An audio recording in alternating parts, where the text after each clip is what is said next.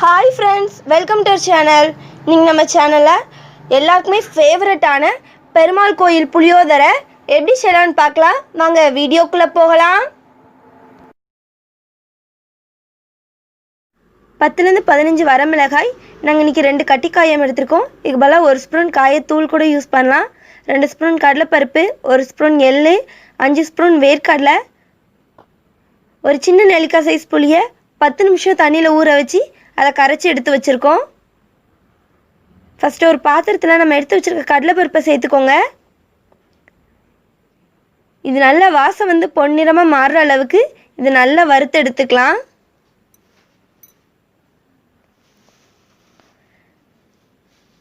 ஸ்டவ்வோட ஃப்ளேமை லோவிலேயே வச்சு நம்ம நல்லா கலந்து எடுத்துக்கலாம். பாருங்கள் ஃப்ரெண்ட்ஸ், நல்லா பொன்னிறமாக மாறிடுச்சு. இதை எடுத்து வெளியே வச்சிடலாம். இப்போ அதே பாத்திரத்தில் எடுத்து வச்சுருக்க எள்ளு சேர்த்துக்கோங்க. சேர்த்து நல்லா கலந்து விட்டுக்கோங்க. எள்ளோட வாசம் வர அளவுக்கு நல்லா கலந்து விட்டாச்சு. இப்போ இதையும் எடுத்து வெளியே வச்சிடலாம். அதே பாத்திரத்தில் எண்ணெய் சேர்த்துக்கோங்க. எண்ணெய் நல்லா சூடாகட்டும். எண்ணெய் நல்லா சூடாயிருச்சு. இல்லை நம்ம எடுத்து வச்சுருக்க 2 காயம் சேர்த்துடலாம். சேர்த்து நல்லா கலந்து விட்டுக்கோங்க.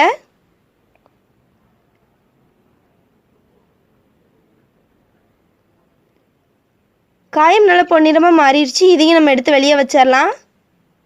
இப்போ அதே எண்ணெயில் நம்ம எடுத்து வச்சுருக்க வரமிளகாய் சேர்த்துக்கலாம். சேர்த்து நல்லா கலந்து விட்டுக்கோங்க.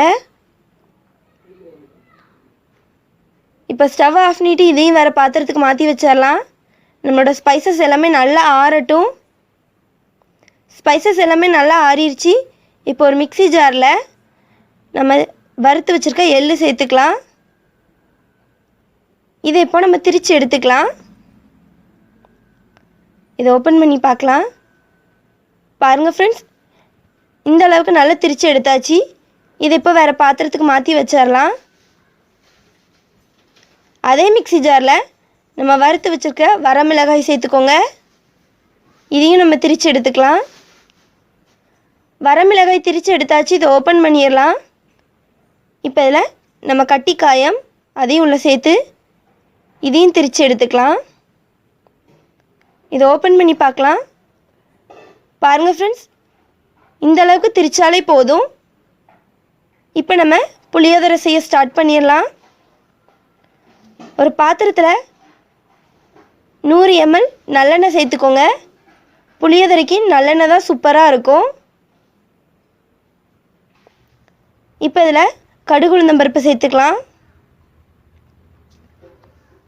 கடுகு நல்லா வெடிச்சிருச்சு. நம்ம வறுத்து வச்சுருக்க கடலைப்பருப்பு சேர்த்துக்கோங்க. சேர்த்து நல்லா கலந்து விட்டுக்கோங்க. இதுலேயே நம்ம கரைச்சி வச்சுருக்க புளி தண்ணியை சேர்த்துடலாம்.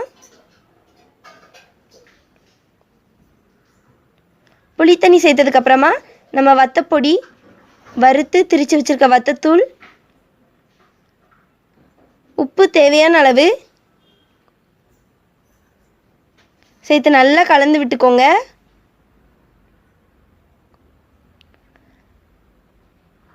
நல்லா கலந்து விட்டதுக்கப்புறமா ஒரு கைப்பிடி அளவு கருவேப்பிலை சேர்த்துடலாம். கருவேப்பிலை ஃப்ரெஷ் கருவேப்பிலை சேர்த்துக்கோங்க. அதுதான் நல்லா வாசமாக இருக்கும். சேர்த்து நல்லா கலந்து விட்டுக்கலாம். இது நல்லா கொதிக்கட்டும். எண்ணெய் பிரிஞ்சு வர அளவுக்கு இது நல்லா கொதிக்கட்டும். இப்போ நமக்கு ஓரளவுக்கு எண்ணெய் பிரிஞ்சு வந்திருக்கு. இந்த ஸ்டேஜில் வேர்க்கடலை சேர்த்துக்கலாம். நாங்கள் இன்றைக்கி வேர்க்கடலை சேர்த்துருக்கோம். இதுக்கு பதிலாக நீங்கள் முந்திரி பருப்பு கூட சேர்த்துக்கலாம். சேர்த்து நல்லா கலந்து விட்டுக்கோங்க. பாருங்கள் ஃப்ரெண்ட்ஸ், கலர் பார்க்கவே சூப்பராக இருக்குது. இதை ரொம்ப ஈஸியாக செய்யலாம். டேஸ்ட்டும் சூப்பராக இருக்கும். இது நல்லா கொதிக்கட்டும். இது நல்லா கொதிச்சிருச்சு. இல்லை 2 ஸ்பூன் அளவுக்கு நம்ம வறுத்து திரித்து வச்சுருக்க எள்ளு பொடி சேர்த்துக்கலாம். சேர்த்து நல்லா கலந்து விட்டுக்கோங்க.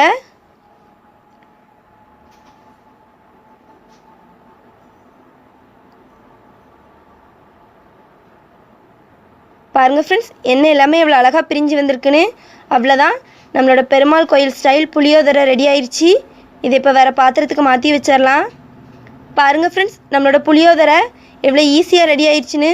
ரொம்ப ரொம்ப ஈஸியாக செய்யலாம். டேஸ்ட்டும் சூப்பராக இருக்கும். அப்படியே நமக்கு கோயிலில் கிடைக்கிற டேஸ்ட்லேயே இருக்கும். நீங்களும் செஞ்சு பாருங்கள்.